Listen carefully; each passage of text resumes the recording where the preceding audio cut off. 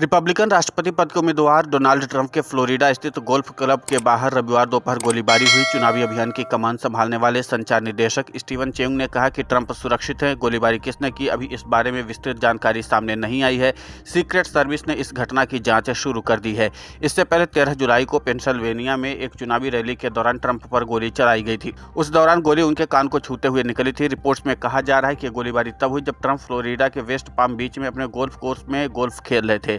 यह जगह उनके मारे लोगों निवास से ज्यादा दूर नहीं है। यह भी कहा जा रहा है कि कोर्स के पास हो रहे विवाद में 2 लोगों के बीच गोलीबारी हुई है। हालांकि यह साफ नहीं है कि गोलीबारी किसने की और न ही इस बात की कोई पुष्टि है कि ट्रंप को निशाना बनाया गया था।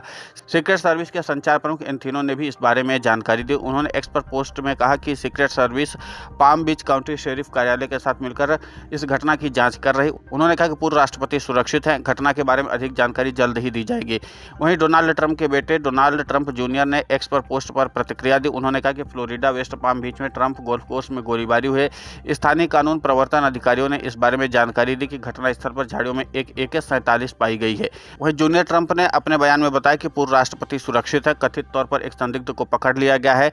वहीं राष्ट्रपति के चुनाव में उनकी प्रतिद्वंदी कमला हैरिस ने भी इस घटना की निंदा की। उन्होंने कहा कि मुझे फ्लोरिडा में पूर्व राष्ट्रपति ट्रंप और उनके गोल्फ कोर्स के पास गोलीबारी की खबरों के बारे में जानकारी दी गई है। मुझे खुशी है कि वो सुरक्षित है। अमेरिका में हिंसा के लिए कोई जगह नहीं है। व्हाइट हाउस ने भी इस बारे में एक बयान जारी किया है। व्हाइट हाउस ने बताया कि जो बाइडेन और उपराष्ट्रपति कमला हैरिस को इस बारे में जानकारी दी गई है। उन्होंने ट्रंप के सुरक्षित रहने पर खुशी जाहिर की है। इससे पहले पेंसिल्वेनिया में 13 जुलाई को ट्रंप की रैली के दौरान गोलीबारी हुई थी। इस घटना में एक व्यक्ति की जान गई थी, वहीं 2 अन्य घायल हुए थे। हमलावर की पहचान 20 साल के थॉमस मैथ्यूज क्रूक्स के रूप में हुई थी, जिसे हमले के तुरंत बाद सीक्रेट सर्विस स्नाइपर्स ने ढेर कर दिया था। हमले में ट्रंप बाल बाल बच गए थे और गोली उनके कान को छू करके निकल गई थी। अमेरिका के पूर्व राष्ट्रपति Donald Trump pop star Taylor Swift को लेकर एक सोशल मीडिया पोस्ट किया है। उन्होंने लिखा है कि मैं टेलर स्विफ्ट से नफरत करता हूं। गायिका टेलर स्विफ्ट ने बीते दिनों में अमेरिकी राष्ट्रपति पद के चुनाव के लिए डेमोक्रेटिक पार्टी के उम्मीदवार कमला हैरिस और रिपब्लिकन पार्टी के उम्मीदवार डोनाल्ड ट्रंप के बीच मंगलवार रात बहस संपन्न होने के बाद हैरिस का समर्थन किया था। स्विफ्ट के सोशल मीडिया पर 100 मिलियन से भी अधिक फॉलोवर्स हैं, जिनमें से 10 मिलियन ने उनके इंस्टाग्राम पोस्ट को पसंद किया है।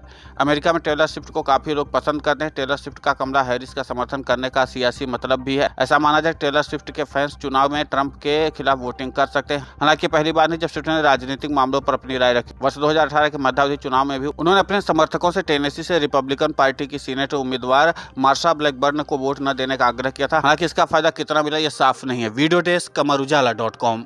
अगर आप ये वीडियो YouTube पर देख रहे हैं तो हमारे चैनल को सब्सक्राइब करें और बेल आइकन को दबाना ना भूलें। अगर आप Facebook पर ये वीडियो देख रहे हैं तो हमारे पेज को लाइक करें।